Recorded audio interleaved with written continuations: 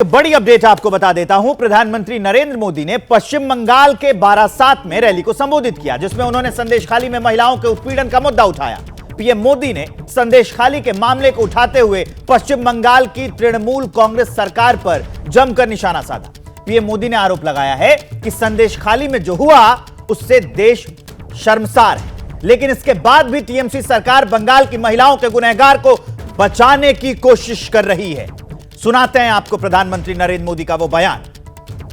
इसी धरती पर टीएमसी के राज में नारी शक्ति पर अत्याचार का घोर पाप हुआ है।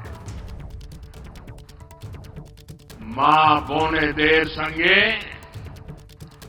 अत्याचार कोरे टीएमसी घोर पाप कोरे छे। संदेश खाली में जो कुछ भी हुआ उससे किसी का भी सिर शर्म से झुक जाएगा, लेकिन यहां की टीएमसी सरकार को आपके दुख से कोई फर्क नहीं पड़ता। टीएमसी सरकार बंगाल की महिलाओं के गुनहगार को बचाने के लिए पूरी शक्ति लगा रही है। टीएमसी सरकार को अपने अत्याचारी नेता पर भरोसा है, बांग्ला बहन बेटियों पर भरोसा नहीं है। साथियों, तुष्टीकरण और तोलाबाजों के दबाव में काम करने वाली टीएमसी सरकार कभी भी बहन बेटियों को सुरक्षा नहीं दे सकती। वहीं दूसरी तरफ भाजपा की केंद्र सरकार है, जिसने बलात्कार, रेप जैसे संगीन अपराध के लिए फांसी की सजा तक की व्यवस्था की है। भाजपा सरकार के प्रयास से आज देश के हर सेक्टर में महिलाओं के लिए नए रास्ते बन रहे हैं।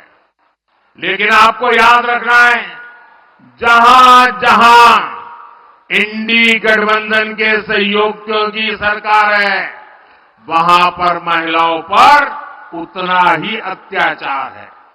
बंगाल पर टीएमसी नाम का जो ग्रहण लगा हुआ है, वो इस राज्य के विकास को आगे नहीं बढ़ने दे रहा है।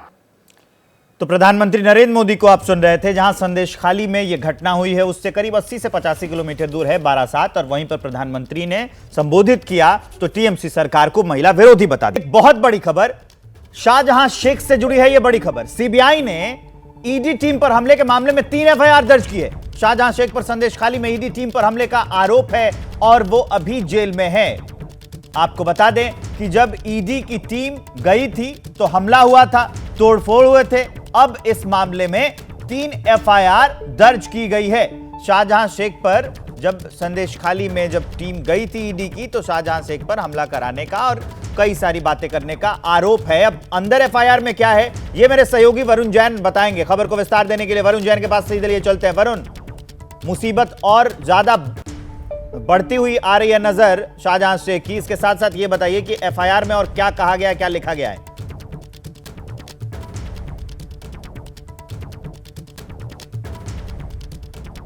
वरुण जैन मेरे सहयोगी मेरे साथ जुड़ गए हैं। वरुण, अगर आपको मेरी आवाज आ रही है तो ये बताइए कि जो 3 एफआईआर दर्ज की गई है उसमें क्या लिखा गया है, कौन कौन से और बड़ी बातें लिखी? बिल्कुल, कल कोलकाता हाई कोर्ट के ऑर्डर के बाद सीबीआई ने पूरे मामले को टेक ओवर कर लिया है।